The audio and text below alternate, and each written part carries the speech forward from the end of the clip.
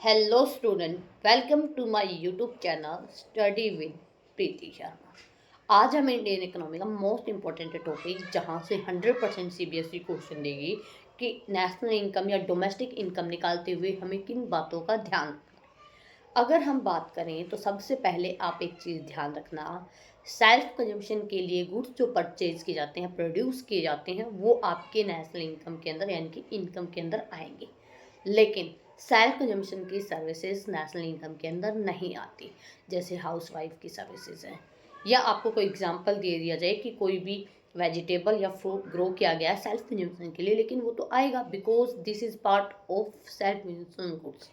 उसके अलावा आपको क्या बात ध्यान रखनी है कि आपको सारी फैक्टर इनकम इंक्लूड करनी है। रेंट है, रॉयल्टी है, प्रॉफिट है, इंटरेस्ट है, ये सब कुछ आएगा। लेकिन ट्रांसफ़र इनकम यानी कि वो इनकम जो प्रॉफिट मोटिव से या इनकम अर्न करने के मोटिव से नहीं की जाती, वो इसके अंदर शामिल नहीं होंगी।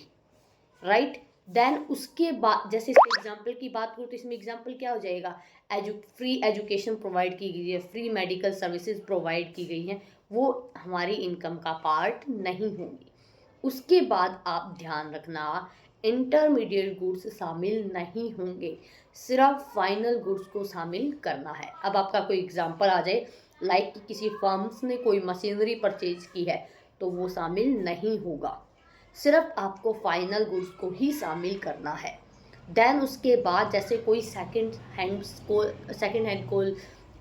कोई कार परचेज किया या सेकेंड हैंड कोई मशीनरी परचेज किया, वो नहीं आएगा, उसकी ट्रांजेक्शन्स पहले से ही आ चुकी है। लेकिन सेकेंड हैंड परचेज के ऊपर जो कमीशन अर्न किया जाता है वो इसके अंदर शामिल होगा। उसके अलावा एक ट्रिक है कि डोमेस्टिक इनकम के लिए आपको क्या बात ध्यान रखनी है। डोमेस्टिक इनकम में आपको देखनी है बाउंड्री। अगर वो इंडिया के अंदर अर्न किया गया है, चाहे वो इंडिया के पर्सन ने किया हो या बाहर के ने किया हो, अगर वो इंडिया के अंदर अर्न हुआ है या स्पेंड हुआ है तो वो शामिल होगा।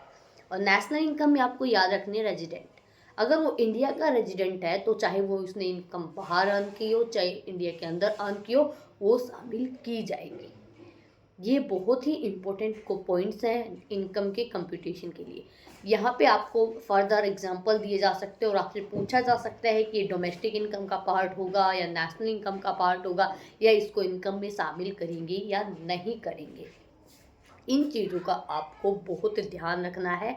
अब मैं आपको दो ऐसी टर्म दे रही हूँ और कमेंट सेक्शन में आपको बताना है कि ये नेशनल इनकम के अंदर शामिल होगा या नहीं होगा। सीमा ने टमाटो ग्रो किए हैं अपने गार्डन के अंदर, क्या ये हमारी इनकम के अंदर शामिल होगा। और फिर है राम ने सेकंड हैंड कार की सेल में कमीशन अर्न किया है, क्या ये शामिल होगा या नहीं, कमेंट में ज़रूर बताएं। Thank you.